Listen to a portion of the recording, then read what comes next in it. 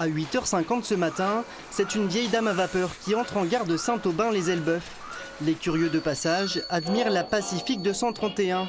Cette locomotive, figure mythique de l'histoire ferroviaire de la région, fêtera ses 100 ans en 2022. Et ce samedi est un jour particulier car l'engin n'a pas roulé depuis 9 ans. En cause, un grave problème technique. Alors autour de la machine, les bénévoles sont aux petits soins. Je suis en train de surveiller la température des essieux. Parce que dans une locomotive à vapeur, c'est ce qui tourne, c'est ce qui peut monter et on peut avoir ce qu'on appelle une boîte chaude, c'est-à-dire une boîte qui chauffe et qui nous faut tomber en panne. Donc ça, c'est une surveillance à chaque arrêt. La boîte chaude, c'est justement ce qui avait stoppé la Pacific 231 en 2009. 9 ans de travail plus tard, les membres de l'association Pacific Vapeur Club ont remis sur rail cette locomotive emblématique.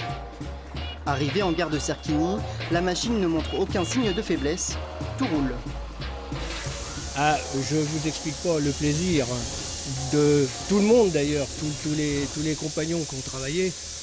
Voir la machine rouler de nouveau, c'est la suprême récompense. Alors encore plus lorsque l'on est sous l'abri, qu'on conduit ou qu'on fait du feu comme Franck qui est là. Là, c'est la récompense suprême.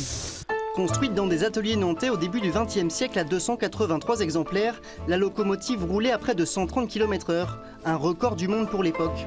Contrairement à aujourd'hui et aux TGV électriques, piloter la machine, la remplir d'eau et de charbon nécessitait immanquablement la main de l'homme.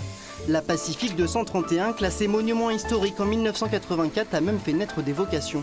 En 1999, Kevin l'a vu passer en gare de Serqueux. Il ne l'oubliera jamais. C'est cette Pacific-là qui m'a donné l'envie de faire mon métier d'aujourd'hui à l'âge de 5 ans. Donc c'est un honneur et c'est surtout beaucoup d'émotions pour moi aujourd'hui. Ce matin, la locomotive tractait 6 wagons de l'Orient Express pour les besoins du tournage d'un documentaire.